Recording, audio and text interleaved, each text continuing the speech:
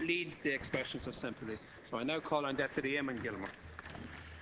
Ceann Comhairle, on my own behalf and on behalf of the Labour Party, I wish to pay tribute to Justin Keating, former Deputy, Senator, Minister, MEP, and to welcome here to the Distinguished Visitors Gallery his wife Barbara, his son David, daughters Carla and Eilish and their respective families.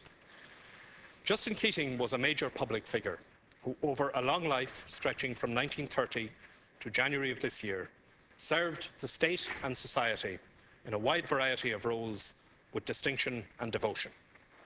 Educated as a veterinary scientist, he first became a distinguished academic, lecturing in both Trinity College and University College Dublin, where he was appointed Dean of the Faculty of Veterinary Science, and in later life indeed became the first Professor of Equine Science at the University of Limerick.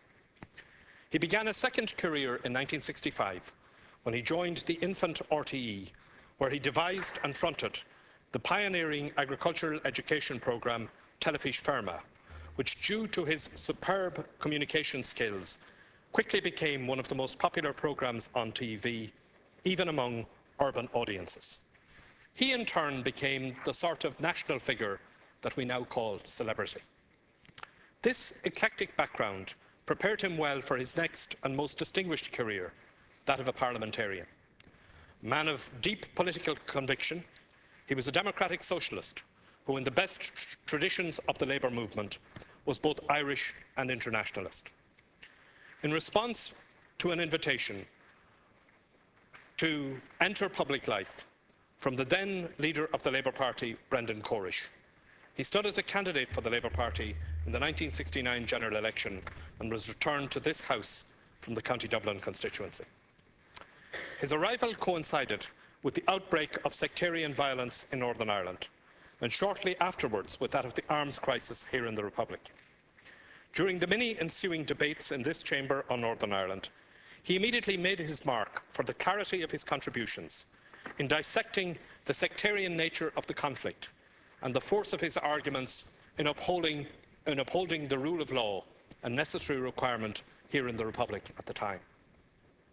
In 1972, he was personally chosen by Brendan Corish to lead the Labour Party campaign in opposing Ireland's entry into the then European Economic Community. He brought an intellectual robustness to the referendum debate which would otherwise have been absent, and which also served this country well by refining the analysis of our vital national interests, such as agriculture. As a direct result, our negotiating stance on the terms of entry was toughened to the benefit of Irish farmers and workers.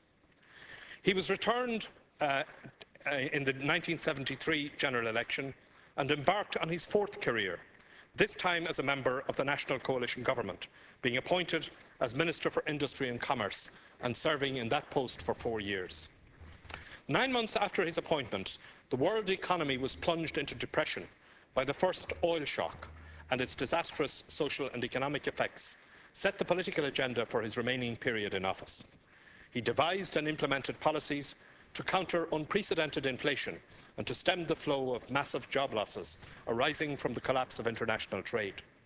In that regard, he worked tirelessly with the IDA to attract new industry to Ireland, and despite the world depression, succeeded in securing significant quantities of inward investment. His greatest legacy, however, is undoubtedly the policy he developed on the exploitation of our oil and mineral resources, whereby he succeeded in protecting the national interest while encouraging private sector engagement. The policy framework agreed by this House on his recommendation serves as a template for the development of our natural resources to this day. His career as a Dáil deputy ended in 1977, when he was not re-elected, but he continued his parliamentary career by winning a seat in the Senate, which he held until 1981, and by then returning to the European Parliament, where a decade earlier he had been one of our first MEPs, a role for which he was particularly well equipped. His career as a parliamentarian ended in 1984, and he devoted the remainder of his life to a rich mix of careers which covered teaching, writing, science, the arts, crafts, agriculture, broadcasting, horse breeding, European affairs and environmental politics. As a scientist, he was one of the first to recognise the environmental threats opposed by unbridled industrialisation, and he again served society well through his trenchant warnings of the consequences of climate change.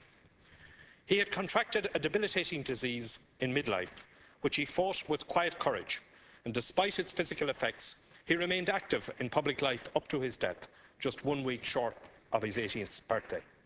Surrounded by his wife, children, grandchildren, extended family and comrades, he was laid to rest in the snow to the strains of the Internationale. Justin was a man of great conviction, who remained loyal to his values and beliefs right to the end, as his humanist funeral demonstrated. Justin Keating put his formidable intellect, erudition as a political philosopher, deep learning as a scientist, and his unmatched skills as a communicator at the disposal of his country throughout a long life of unselfish devotion to the public good. This House was fortunate that at a time of unparalleled crises, nationally and internationally, economically and politically, that it had such a Renaissance man to serve the Irish public as a national parliamentarian, a cabinet minister and an international statesman. It is fitting that we pay tribute to him today and acknowledge with gratitude the singular and unique contribution he made to this state, the body politic and to our society. On my own behalf, on behalf of the Labour Party, I wish to extend to Barbara, to David, Carla, Eilish and their families our sincerest sympathy on the death of Justin Keating.